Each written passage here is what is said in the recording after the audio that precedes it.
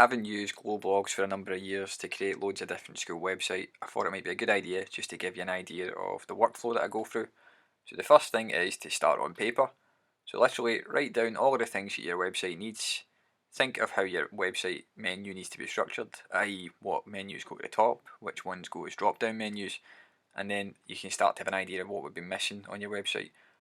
So once you've planned on paper how you want your website to look, we can start to create the pages for it. So right now we can see a website with absolutely no menu and no pages. And what we're going to do is hover over that plus button at the top, select page. And literally to create a page, the basic information you need is a title.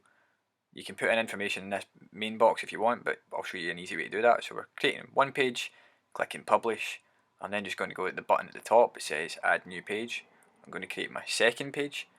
And then we're just going to do the same thing, put in a title and hit publish, and I'm going to do that over and over again until I've got every page that I need from the paper exercise that we did earlier. So once I know all of the pages that I need, I'm just going to go through this process of just creating them. Now they won't actually show anywhere on our website yet, they just sit in the background. This is because the pages haven't been told to sit in a menu yet, and that'll be your next step. So organising your top menu then, you've got all your pages, they're all sitting in the background of your blog, and you just need to get them to show on your main page. So there's a video on how to do this, but just quickly we're hovering over our school site name, we're going to menus, we've got our top primary menu that's already been created. In this example there is nothing in that menu, so I'm just going to start by adding all of the pages I've created. And the good thing about doing it this way is all the most recent pages are the pages that we just spent time creating in one go. So now they're all dropped into that menu, and all we have to do is start organising that in a way that we want it to appear on our top page. So here I'm putting the welcome page at the top. I'm now maybe putting our staff as a drop down of welcome. Maybe I want to start putting curriculum or classes in order, so I'm just grouping them in ways that I want. So I'm putting classes here and dragging all of our primary classes as a drop down just underneath that. Good thing about doing this is I can now drag them in bulk. So once I've finished doing this, you'll see that I can then just grab the classes menu and move it as one thing. And again, it's just about arranging that in the way that we want it to sit on our top page. And when we're happy with that, we just save it, and that's what's going to appear at the top of our screen. Alright, so I've got my pages, they're now in my menu, so all I need to do is go back and edit these pages. And this is a really quick way of doing it. So here's our menu, and here's all of the pages underneath that. Now if I click on any of these pages, there's an edit button at the bottom of them.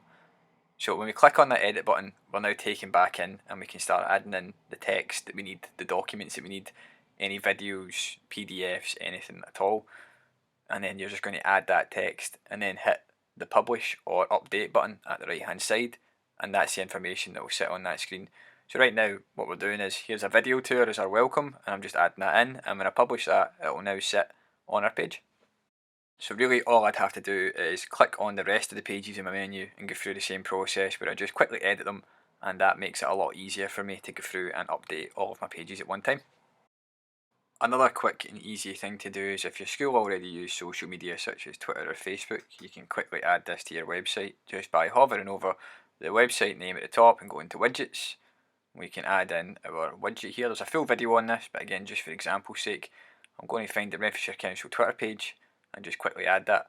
So it's a good idea to have all these Twitter handles and web addresses that you need just in a document at some point, just so you can refer to them. And once we quickly add that to our page, we can then see that our Twitter feed's here, and it looks again a bit more of a professional website already.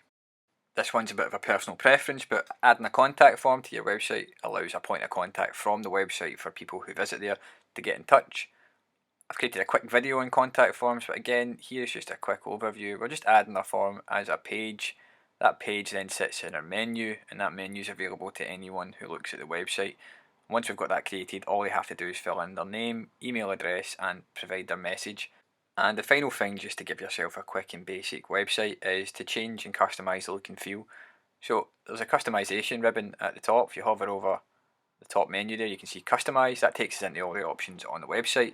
Here you can change the tagline of the school, you can change the title if you wanted to, you can add in anything here.